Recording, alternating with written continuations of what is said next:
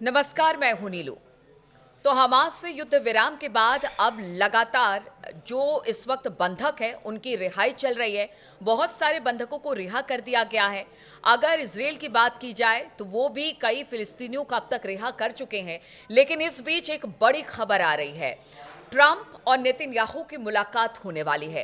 अब इस मुलाकात के क्या मायने हैं, किन मुद्दों पर चर्चा हो सकती है, क्या मुद्दे रह सकते हैं, आगे किस तरह की स्ट्रेटेजी अब यहां से तैयार हो सकती है, बातचीत करने के लिए मयंक मेरे साथ मेरे सहयोगी जुड़ गए हैं। मयंक, देखिए, लगातार हमने देखा कि हमास से युद्ध विराम के बाद बंधक छोड़े जा रहे हैं, लेकिन अभी भी कह रहे हैं कि 40 से ज्यादा बंधक अभी हमास के पास हैं। लेकिन इसी बीच अब ट्रंप और नेतन्याहू की मुलाकात हो रही है। इस मुलाकात को हम किस तरीके से देखें? देखिए, ये ट्रंप और नेतन्याहू की जो मुलाकात है ये बेहद अहम है। और इसमें जो सबसे बड़ी बात ये है कि देखिए, हमास जो है वो अब तक हारा नहीं है। जैसा नेतन्याहू चाह रहे थे या जैसी कोशिश इजराइल कर रहा था कि हमास को पूरी तरह से ख़त्म कर दिया जाएगा, वैसा नहीं हो पाया। हिजबुल्ला भी अभी भी हिजबुल्ला जो है वो पूरी तरह से ख़त्म नहीं हुआ है। हिजबुल्ला भी जो है वो लगातार अपने आप को मजबूत कर रहा है। वेस्ट बैंक में इजराइल के सामने अलग चुनौतियां मौजूद हैं और ईरान से जो खतरा है वो तो है ही। तो देखिए, ये मुलाकात एक ऐसे वक्त पे हो रही है जिसमें सीज फायर के बाद ये पहली मुलाकात होगी। और इस मुलाकात में किन मुद्दों पे चर्चा होगी, जो आपका सवाल है उसका जवाब खुद नेतन्याहू दे रहे हैं। रवाना होने के पहले उनका एक बयान सामने आया, मैं आपको बताता हूँ कि उन्होंने कहा कि हम व्यक्तिगत संबंधों पे चर्चा करेंगे। इसके अलावा वो ये भी कह रहे हैं कि हमास पर जीत, हमारे सभी बंधकों की रिहाई, ईरान के आतंकवादी धुरी से निपटने को लेकर हमारी चर्चा होगी। अच्छा। मतलब वो खुद ये बता रहे हैं हाँ। कि वो हमास पे चर्चा होगी, जो बंधक रिहा हो रहे हैं उनको लेकर चर्चा होगी, और साथ ही ईरान और उसके जो अलायंस हैं जो आगे इजराइल के लिए खतरा पैदा कर सकते हैं, इनसे कैसे निपटा जाए, इसको लेकर चर्चा होगी। अब देखिए, सोशल मीडिया में जो एक्सपर्ट्स के जिस तरह से बयान सामने आए, जो चर्चा है, बताया जा रहा है कि इस बैठक के बाद ये तय हो जाएगा कि अगले कुछ महीनों में अमेरिका और इजराइल का इस पूरे इलाके को लेकर क्या रुख रहेगा।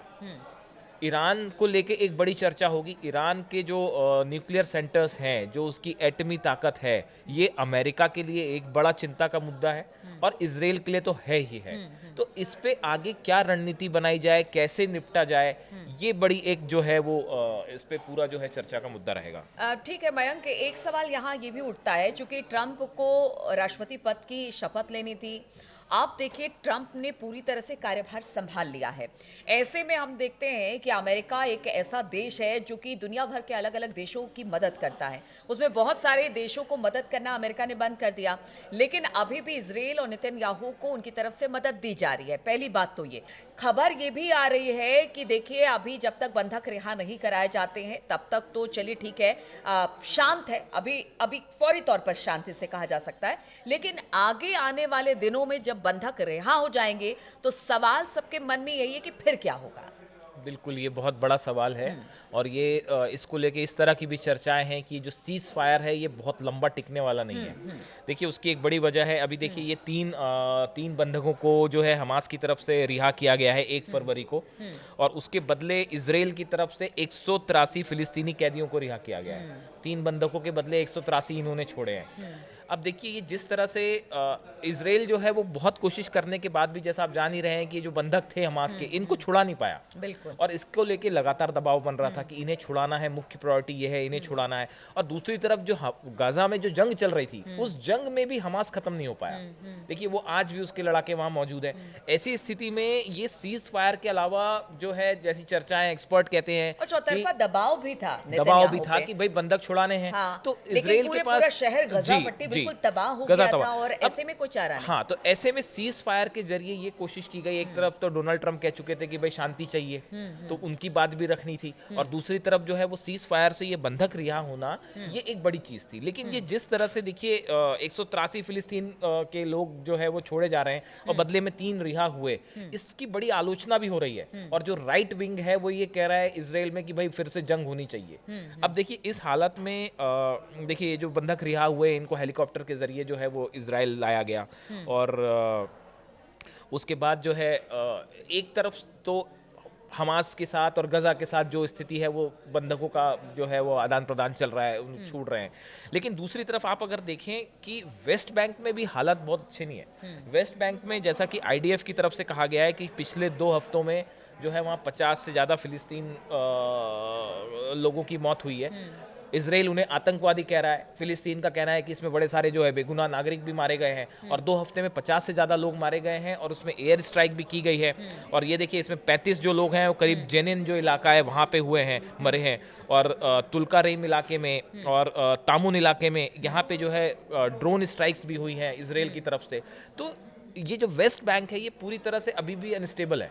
यहाँ पे अभी भी जो है इजराइल के लिए बड़ा खतरा बरकरार है। ये अभी तक जो है वो किसी परमानेंट सॉल्यूशन की तरफ नहीं बढ़ा है। दूसरी तरफ अगर आप हिजबुल्ला की बात करें तो देखिए हिजबुल्ला के साथ ठीक है सीज फायर चल रहा है, लेकिन अभी भी वहाँ पे भी चीज़ें वहाँ पे भी सेटल नहीं है। अभी जब बताया जा रहा है कि 3 दिन पहले की बात है कि इजराइल ने जो है वो अपना एक फाइटर प्लेन से लिबनन में अटैक किया और उसकी वजह ये थी कि बताया जाता है कि हिजबुल्ला की तरफ से एक ड्रोन जो है वो इजराइल के अंदर आया और उसके जवाब में ये कार्रवाई की गई। तो देखिए ना हिजबुल्ला पूरी तरह से ख़त्म है, वो अपने आप को लगातार मजबूत कर रहा है, वो अपने आप में इंटैक्ट है। वेस्ट बैंक का हाल आप देख ही रहे हैं क्या हाल है। गजा में जो है वो गजा में एक जिस तरह से ये सीज फायर हुआ और एक प्रकार से ये थोड़ा सा सेटबैक भी रहा नेतन्याहू के लिए और इजराइल के लिए कि भाई आपको मजबूर होना पड़ा सीज फायर करने के लिए, आप जो है समझौता करने के लिए गजा में हमास के साथ, क्योंकि आप लगातार लड़ाई भी कर रहे थे, आपके भी सैनिक मारे जा रहे थे।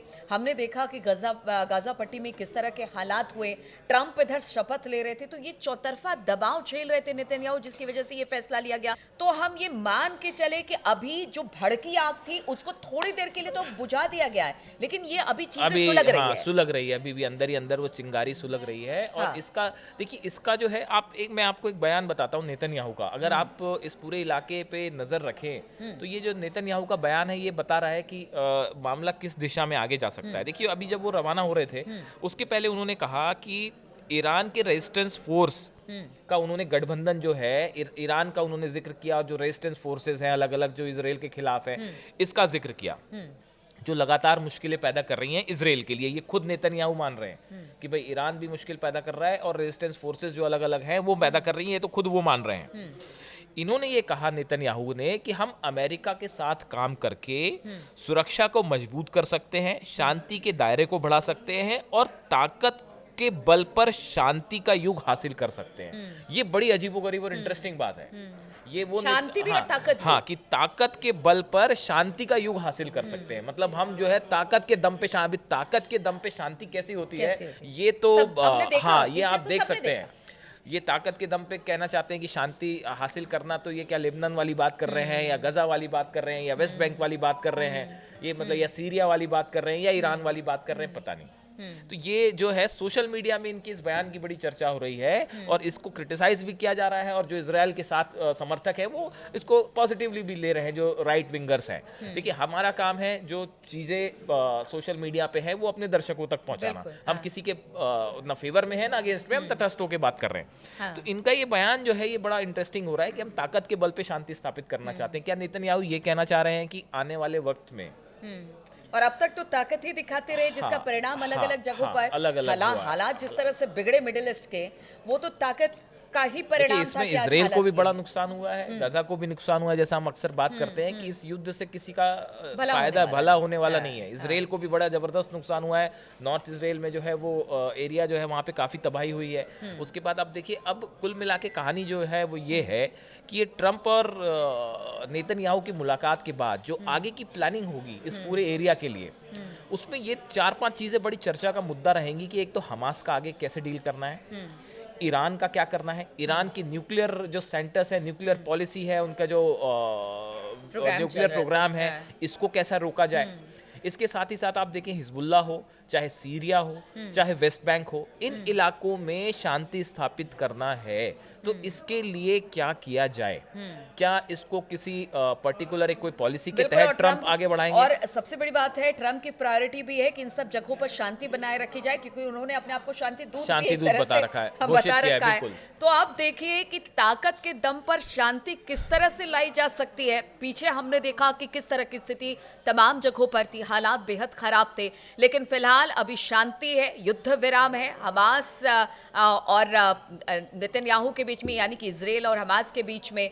लेकिन ये कब तक रहेगा? आज जो मुलाकात ट्रंप और नेतन्याहू की हो रही है वो क्या कुछ लेकर सामने आएगी, इस खबर पर लगातार हम नजर बनाए हुए, बने रहिए हमारे साथ।